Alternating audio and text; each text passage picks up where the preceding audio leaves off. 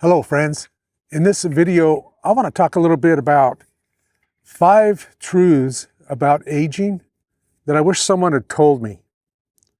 I'm working off notes, my high-tech notes here. And so I'll be looking at those from time to time as I go through this, but 5 truths about aging that I wish someone had told me. Number 1, aging isn't just physical. It's a complete shift. It's a complete shift in purpose and in the way you feel. Let me explain what I mean. You don't just look older, your outlook is different. You look at things differently as you grow older. It isn't just physical appearance, even though that's certainly part of it. That's really a minor part of it. But you feel different on the inside. Things change. I have here too that it's a shift from doing to being. It's a shift from being absorbed in performance and in surpassing my colleagues or surpassing last year's performance review. It's more than that. It's not about performance or doing, but it's about being. You become someone else, which is a good thing. You become a new version of yourself, I guess you could say. And this shift from doing to being, or from performance to being, can be a good thing if you're aware of it. It can be a positive thing if you approach it with intentionality. If you approach it not surprised by it, but ready for it. And stepping into this aging process, knowing that this is going to be one of the changes that you experience, and being ready for it enables you to step into it better. It enables you to take advantage of it.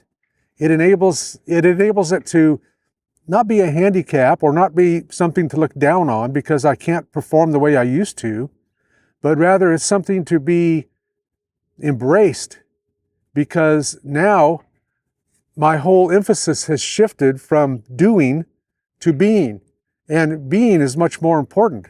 If I am present in the moment, it's much more important than being able to rush through some task. So if we look at it intentionally, or we look at it knowing that it's going to happen and then embrace it, it enables us to age better, I think. Also, aging is about who you stop being and who you're becoming, or who you become. And this is all interrelated. I'm no longer what I used to be, even in my 60s. I'm no longer what I used to be in my 50s. Now that I'm in my 70s, I look back on those years and I'm not that person anymore. There's things that physically I can't do, but also there are things that physically and mentally I can do better. So it isn't so much a matter that I'm losing out on something, but rather it's a matter of who I am becoming as I age. And I wish someone had told me that. I wish someone had told me to expect that. That as I age, there's this shift. There's this shift in lifestyle. There's this shift in life itself from doing to being. And make sure that you embrace that. I wish someone had told me that. Another way to look at it is to think of it as being handed a blank page. So I've got my notes here. If I handed you a blank page, that's kind of what aging is like. Just when you thought you'd finished reading the book, you're given a brand new page and it's empty, and you're able to write whatever you want to write on it. It's your story. It's your life. And you're able to take it in whatever direction that you want if you're prepared for it, and if you know in advance that this is coming and that this is going to happen. So it isn't the end of life. It's the beginning of a new chapter. It's being handed that blank page, and you have the freedom to turn that page into whatever you want to turn it into. That's one of the benefits of aging, of growing older. And I wish someone had told me that. I really do. The second point that I want to make is simply that your energy becomes your most viable currency. By that I mean you learn to say no without guilt. You don't have to say yes to everything. And you learn to say no, and you learn to say no guilt-free. When I was younger, I gave my time and energy to almost everything. Anything that would come across my path, I would throw myself into it. if I wanted to, if I liked it. And I would give it my all. I would give it 110%, and I would jump right into it and make it happen because I thought I was obligated to do that. I thought, well, okay, this opportunity has come my way, so I need to capitalize on it. I need to make it, I need to be all I can be, and I need to make it everything that I can make it be. But that isn't the case anymore with aging. Now my energy is limited, and that's not a bad thing. That's a good thing, because now you can set boundaries, and boundaries are healthy.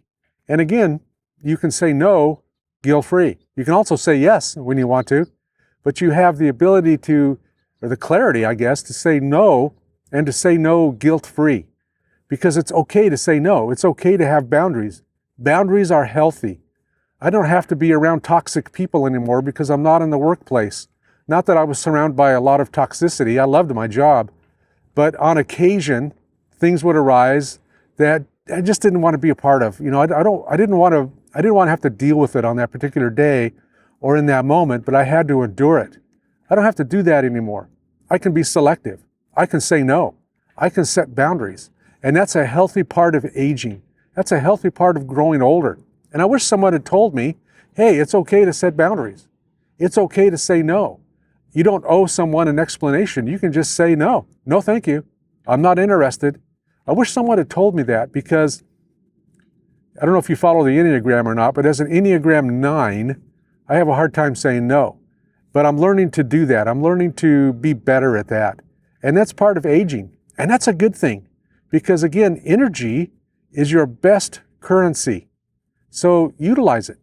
Set boundaries and make sure that you're not spending your energy uselessly, but channel it to things that you want to do, and do that guilt-free. And if that means saying no to certain people, or saying no to certain activities, or saying no to certain opportunities that arise, then say no without guilt. That's part of aging. And I wish someone had told me that.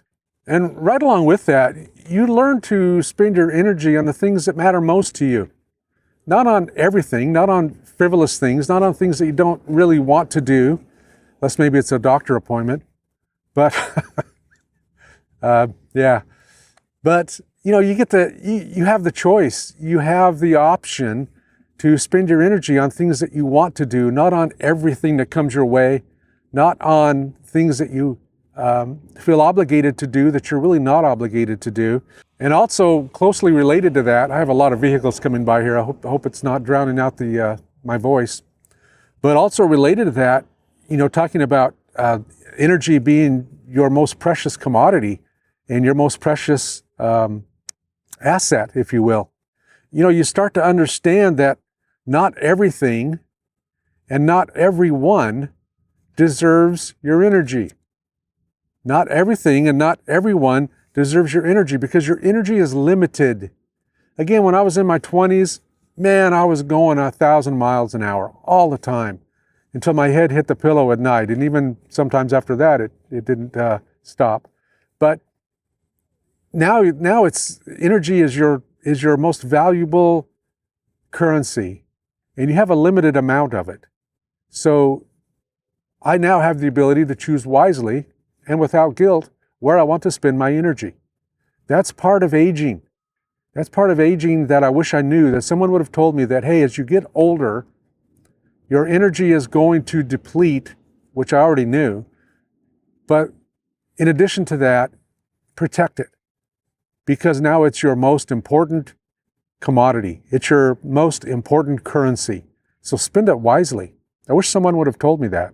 The third thing I wish someone would have told me about aging is that friendships change, and that's okay. That's nothing to feel guilty about. Friendships change. They're going to change. That happens.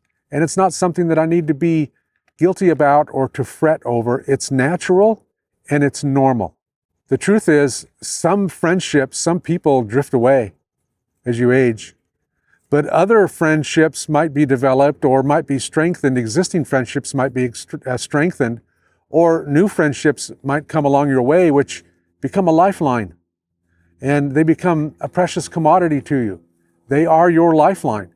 But one thing I know for sure is that no one warns you that friendships come and go. At least no one warned me. I assumed that the friendships that I had, even in my 50s, I hit the table, it jiggled a little bit, that the friendships I had even in my 60s and my 50s, some of those would fade away, especially when I retired.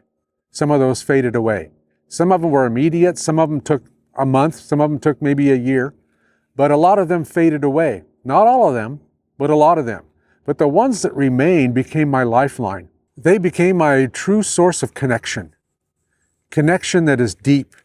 Connection that isn't shallow. Connection that runs deep, that really, truly is a lifeline. But friendships change. And I wish I would have known that. I mean, I knew that, but I didn't know that that I should expect that and to be okay with it, I guess. I didn't know that, or I wasn't aware of that.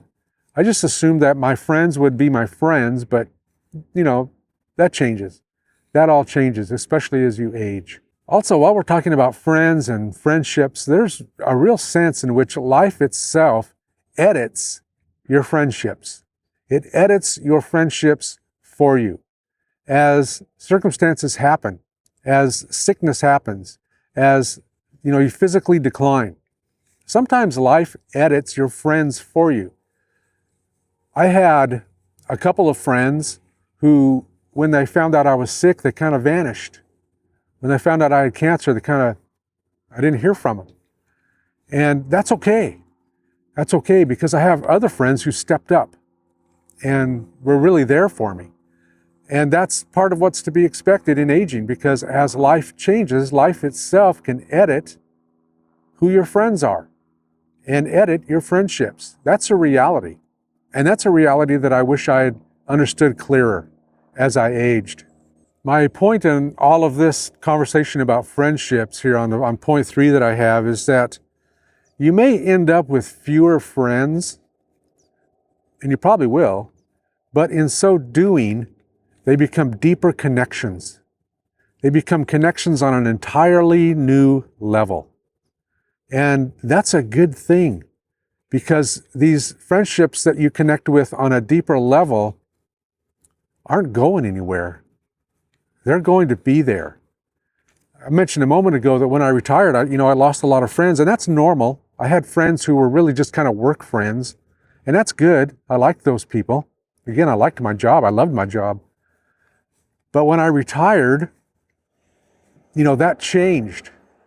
It would be kind of weird if it hadn't, I think, because those people live a long ways away and, they've got their lives and I've got my life. And since we don't have work in common anymore, that was the basis of that friendship, and that basis is gone. So it just makes sense that the friendships would change, that they would morph, that those friends would exit my life, as it were, and friends that are more associated with what's going on in my life right now in retirement and, when I had cancer and all that stuff was going on, those friends who stepped up can relate to me better today, who I am today, because who I am today isn't who I was when I worked for a living. I'm a different person. I retired 8 years ago. I'm a completely different person. And the friends that I have in my life today know who I am, and they're sticking with me. So friendships, again, friendships change, and that's okay. It's not something you need to feel guilty about. You should embrace it, understanding that as friendships change, my connections to those friends are going to deepen, and take that as an opportunity. My notes just blew away. Take that as an opportunity to grow, to embrace the change, to be okay with it. Look at it that way. The fourth point that I want to make, and the fourth truth that I wish someone had told me about aging, is that you have to redefine productivity. You do. You have to redefine what it means to be productive. This morning's a good example. My wife and I were out in the backyard tending to Nana's garden. She has a sign out there. Maybe you've seen it on a previous video. That says Nana's Garden. And so we were both out there gardening, doing our thing, cleaning things up. She's trimming things, and I've got the vacuum out there, and I'm picking up after that. And we both have adopted this role because we know each other's strengths and we know each other's weaknesses. I'm talking about physical strengths and physical weaknesses. And so we complement each other. We've learned that our definition of productivity is different now than it was when I was younger, because when I was younger, I could get out there and do everything. I can't do everything now. When she was younger, she could get out there and do everything. She can't do everything now. But together, we understand our limitations and we're able to complement one another because we understand that we have redefined what it means to be productive. What does it mean for me to be productive? What's my productivity? It isn't everything anymore. It isn't, yeah, I'm going to jump in and do it all. That isn't it at all. I have limited productivity and I've embraced that and I've identified what that means. And that's a good thing. Again, that's something to adapt your life to as you grow older. Because truth be known, aging introduces a completely new rhythm to life. It's completely different. It's a completely new rhythm. It's a rhythm that maybe you've never been used to before. Listen, I'm a musician, kind of, maybe a lousy one, but I play drums and I play guitar, just not at the same time. So I understand rhythm, especially as a drummer. I've been playing drums since I was in 5th grade. And I understand rhythm. And I understand the importance of keeping rhythm and keeping time. And when that comes to aging into life, it's no different. The tempo changes. Let's just say it that way. The tempo changes. And as the tempo changes, you have to adapt with it. It isn't that I've stopped living. It's that I understand that the rhythm of my life is different now than it was when I was younger. It's different now than it was 10 years ago because I was still working, 8 years ago because I was still working. But then I retired, and that was part of the rhythm change. That changed up the rhythm for me in my life, and I had to adapt to it. And that's not a negative thing. That's a good thing because it gets back to setting boundaries. See, this all ties together. That gets back to setting our boundaries, healthy boundaries. Boundaries can be healthy, and they need to be set. My rhythm today, life rhythm, I think I got somebody walking around me here. My life rhythm today is slower, but it's so much deeper. It's slower, but it's so much richer. It's intentional. It's on purpose. And when I adapt to the rhythm of my life today, things become better. The quality of my life becomes better. I'm better able to pay attention. I'm in the moment. And my friends, people around me, my wife, my kids, my grandkids, they need me to be in the moment. And I'm able to do that now because I understand that the rhythm of my life has changed and I'm embracing that rhythm. And that's a good thing. I don't want to let go of that rhythm. I don't want to pretend that nothing's changed. I don't want to pretend that I'm still in my 20s or 30s or 40s because I'm not. That's unrealistic. And that can't happen. So embracing this new rhythm of life is a strength. It's not a weakness. It's a strength to be embraced. You know, there was a time when I measured my strength by what I got done, by what I was able to accomplish. And I thought slowing down meant falling behind. I thought slowing down meant I'm losing out on something. I thought slowing down was a weakness, but it's not. It's a strength. When we recognize it for what it is, it becomes one of our greatest strengths as we age. It's not a weakness. It's something to be embraced. It's something to be celebrated. Because now when I slow down, again, like I said a moment ago, I'm more in the moment. I'm present. I'm there. I got a haircut the other day. I take my hat off and show you, but I don't want to blind you because my scalp's bare. I got a haircut the other day. And let me compare this to my haircut last month. When I went in for a haircut last month, I had an older lady, I just buzz my hair. It's real simple. I'm very low maintenance. But she took her time. She was older. She's probably, she's probably 60. And she took her time. And she asked me questions along the way. Do you want this? Do you like this? Do you want this trimmed? Do you want that trimmed? And she asked all the right questions. Well, when I went in a couple days ago, this younger person cut my hair, and she was in a hurry. I was in the chair probably 3 minutes, maybe 4, maybe 5 minutes at max, but just boom, boom, boom, boom, boom, we're done, okay, see ya. And I thought, that's an example of what it means to embrace slowing down, to be able to embrace this new definition of productivity, that slowing down is a blessing, that being intentional is a blessing. And that's part of aging. And that's something that I want to embrace. I don't want to be in a hurry anymore. I want to embrace intentionality, and I want to embrace the slowing down that I have to do because I'm growing older. And that's not a negative thing. But aging teaches you, and it teaches me, that rest isn't laziness. Rest isn't laziness. Rest is wisdom. It's wisdom coming to life. It's wisdom in the form of being able to, again, be there, to be in the moment, to be able to express yourself and to share things in the moment, to be able to live in the moment, whatever that moment is.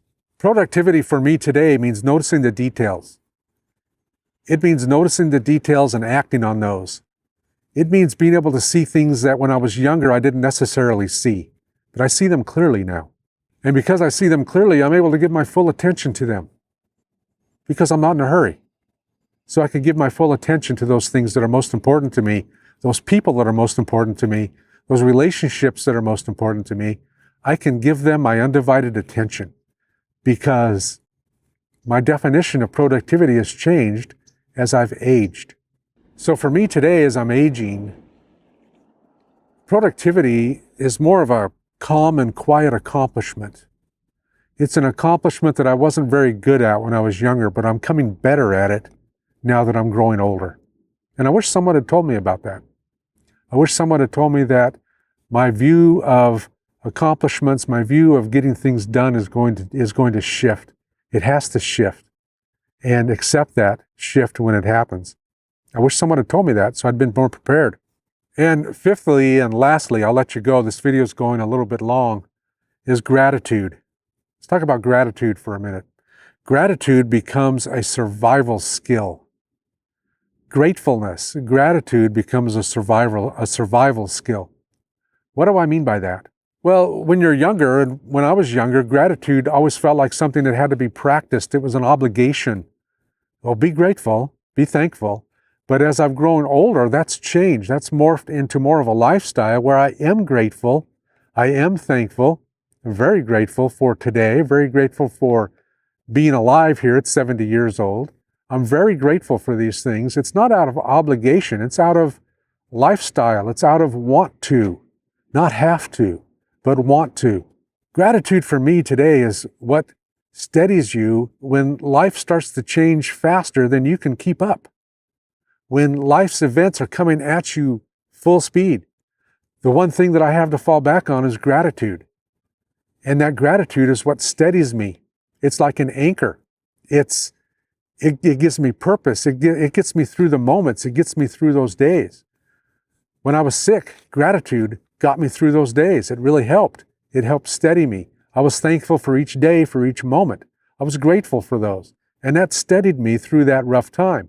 So when life starts throwing things at you that you can't control, gratitude becomes not an obligation, not something that, well, I need to be sure and be grateful. I need to say thank you to that person or thank you to this person. But it becomes part of your life. It becomes more of a lifestyle. And that's part of growing older.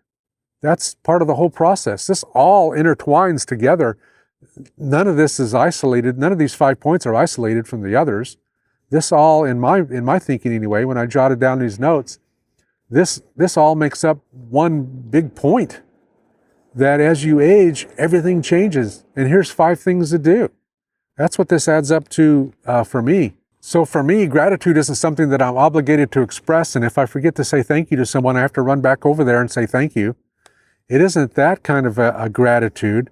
It isn't something that I have to express or be sure to express but it's really woven into the fabric of my life as I become older. It's part of who I am now as I become older. So there's those 5 things, all right? Aging isn't just physical, it's a complete shift of purpose and outlook. Number 2, your energy becomes your most valuable currency.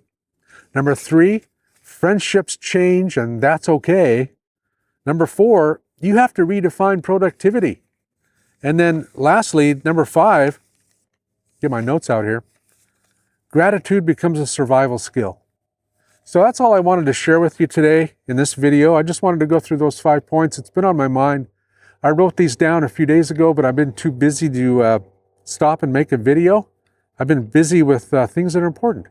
So I wanted to take the time today out here by the pool. It's so nice out here. The weather's probably in the low 70s. Beautiful day, beautiful sunny day. And I wanted to come out and talk about these 5 truths about aging that I wish someone had told me. Hey, my name's Mike, and I want to thank you for tuning into this video. My channel is Mike in Retirement. And if you like this video, feel free to like it, give it a thumbs up, subscribe if you're so inclined, and share it with someone else. So I will let you go, and until next time, y'all take care.